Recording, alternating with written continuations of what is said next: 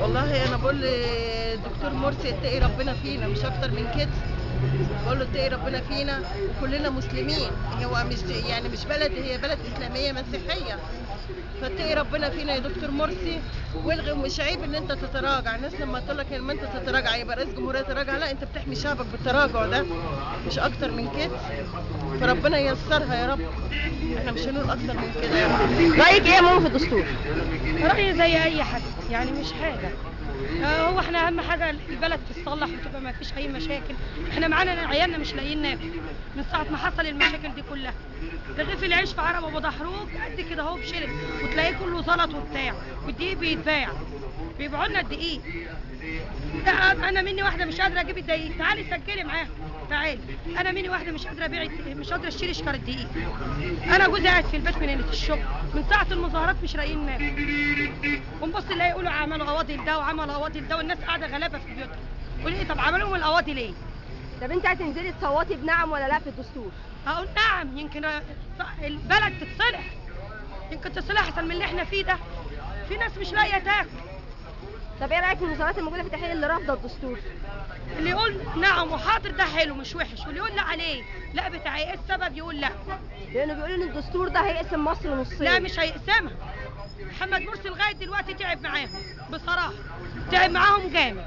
مش هيعمل ايه؟ خد البلد بايظه بيصلح فيها مش كفايه. انا مني واحده بشتغل على قوتي، بطلع اقول يا رب ارزقني برزق عيالي. معايا 3 عيال وجوزي معاه دبلوم صنايع واخده بقاله 10 سنين مش لاقي وظيفه. قولي لي نعمل ايه؟ تمام يا ماما. ماشي. ايه رايك في الدستور؟ قولي قال لي على اللي سالته. هتنزلي تقولي نعم ولا لا في الدستور؟ لا نعم. هتقولي نعم. شايفه ان المواد اللي في الدستور بتعمل لصالح الدوله ككل مش لصالح التيار الاسلامي؟ ايوه طبعا لصالح الدوله. هل فيها حقوق للاقباط؟ مش عارفه. انت قريتي الدستور؟ لا. طب هتصوتي بنعم بناء على حاجه انت ما قريتهاش ازاي؟ احنا ماشيين ورا تبع محمد مرسي. يعني انت ماشيه وراه وخلاص، قال نعم يبقى نعم، قال لا يبقى لا، هو يعني من غير ما تقري او تفهمي. هو بيعمل لصالح الدوله. ماشي، انا بقول لك انت قريتي الدستور؟ لا انا ما بعرفش اقرا. تمام. ونادي هتصوتي بنعم. جوزي بيعرف يقرا واللي بيقول لي عليها انا شكرا يا ماما. راي حضرتك ايه في الدستور؟ وبالنسبه للدستور في بعض المواد مش متوافقه مع حتى الشريعه الاسلاميه ومختلفه مع النظام العام للدوله ولا تشتري الابدان. تمام. زي مثلا نص الماده الاولى جايه بتتكلم على لغو، وجايه بتتكلم على حاجات ما تتفقش اصلا مع المبادئ بتاعتنا احنا، يعني كلها اكتر منها انشاء اكتر منها قانون. تمام. طب هل حضرتك هتصوت بنعم ام لا؟ لا.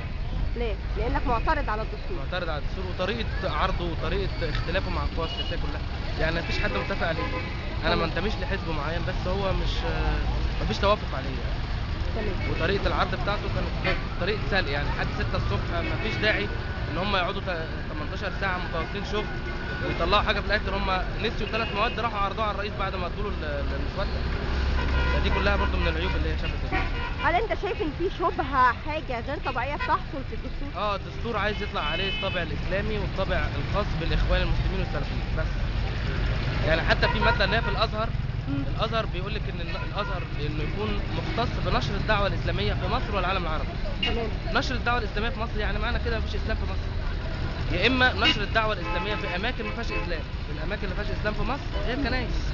يعني معنى كده هتطلع قانون يشرع ناس، بعض الناس تخش الكنائس وتدعو الى سبيل ربك بالحكمه والموعظه الحسنه، تبقى عمليه فتنه بقى. انت هل شايف ان الدستور ده قسم مصر، قسم الشعب نصين؟ قسموا الدعوه اللي عاملها الرئيس والاخوان، قسمت الناس كلها. نتوقع انقسام الارض قريبا. وده وارد، لانه اصلا الرئيس ليه الحق في اجتماع مع النواب بتوع اعضاء مجلس الشعب انه ياخد قرارات ويستفتى عليها، مع انه هو ليه الحق ان هو يصدر تشريعات، والبرلمان ليه الحق انه يصدر. ليه الاتفاق ان هم يطلعوا حاجات؟ يعني كده في حاجات بعد كده هتطبخ احنا مش هنعرفها غير لما تطبخ. ده الخلاف اللي في الدستور كله يعني. عرفينا بنفسك. نجوى عز الدين تمام. رايك ايه في الدستور؟ طبعا انا معترضه عليه. الدستور لا يمثل جميع فئات الشعب. الدستور بيخدم على فصيل واحد، ده ظاهر واضح في الدستور، وعشان كده احنا نازلين نقول للناس في الشارع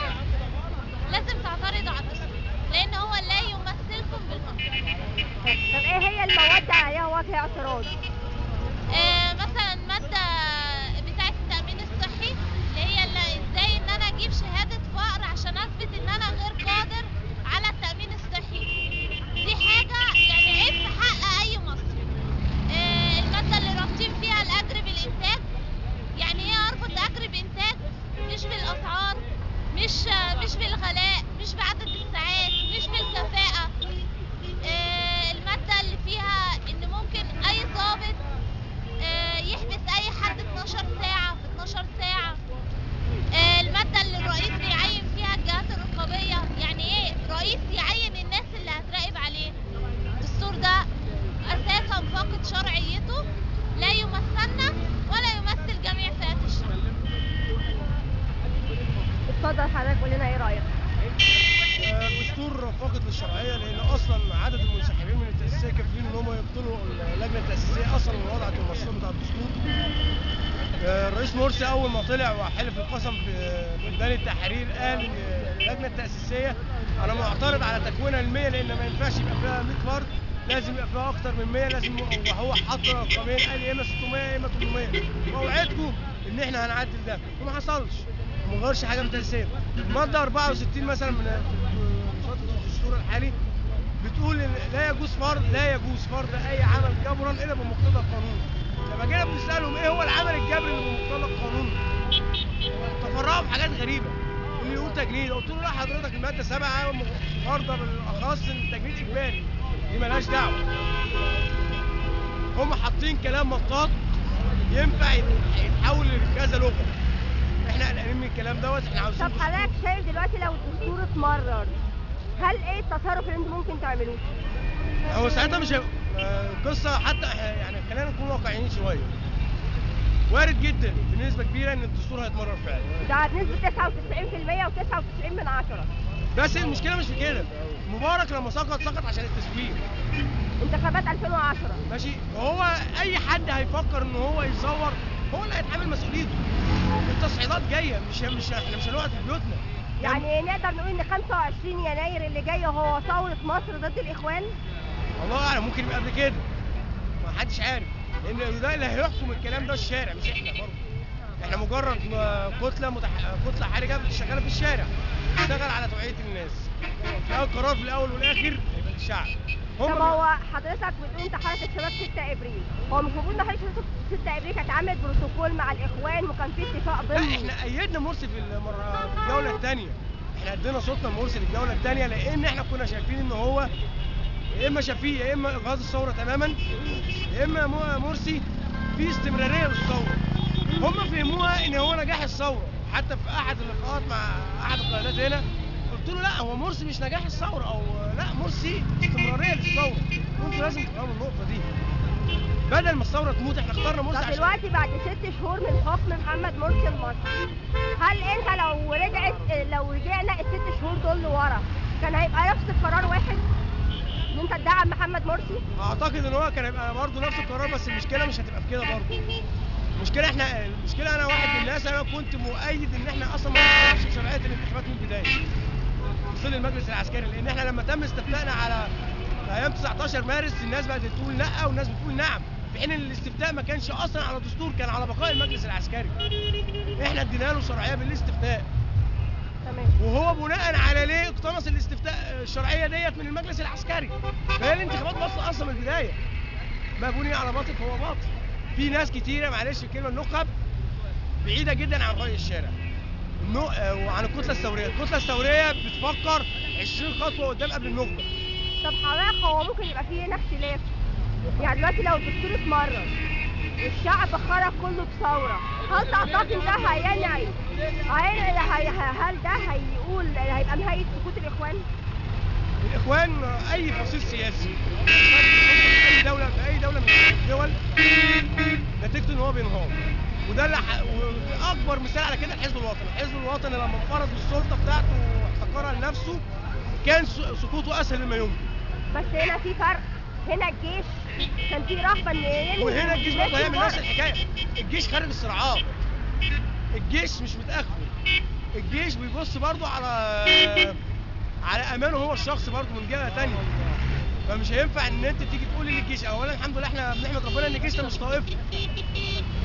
ماشي، مش داخل في قصه السلفيه ولا الاخوان ولا الجهاديين ولا الكلام دوت، الا في حاجات بسيطه جدا يعني لا تذكر اصلا.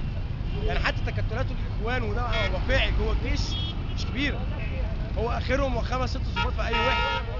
لا طب ما في حالات كتير دلوقتي بقى في نسب ما بين الاخوان والجيش. لا اللي هو ممدوح شاهين ده حاجه. بصي القاده العسكريين لما ما هو مبارك كان راجل عسكري ومع ذلك ضحوا بيه. المصلحه العامه بتقول ايه عندهم؟ قعد 30 سنه على عرش مصر. لا المصلحه عندهم العامه بتقول ايه؟ بتقول يعني هم ماشيين بمبدا ارمي نص المركب بدل ما المركب كلها تغرق. فهم لو لقوا المركب بتغرق اول حاجه هيرموا الاخوان. طب هل معنى ذلك ان احنا ممكن نتفاجئ بين الناس اللي كانت بتقول يسقط حكم العسكر تنادي بان العسكر ينزل؟ بص انا مش مع حكم العسكر تحت اي ظرف من الظروف وانا برفض ده، بس الاخوان بيدفعوا القوى المدنيه كامله على الطريق ده. بس حتى وان ده حصل الناس هتنزل برضه بعد ما تقول المجلس العسكري ينزل، هتنزل تاني وهتقول برضه يسقط حكم العسكر. اصل انت صاحبه مبدا، انت تاخدها ستيب باي ستيب.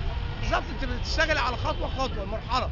لو المجلس العسكري القادم لو احنا حطيناها فرضيه صدق في وعوده وما عملش نفس السيستم اللي المجلس العسكري بقياده طنطاوي عمله، اعتقد ان الوضع هيختلف كتير جدا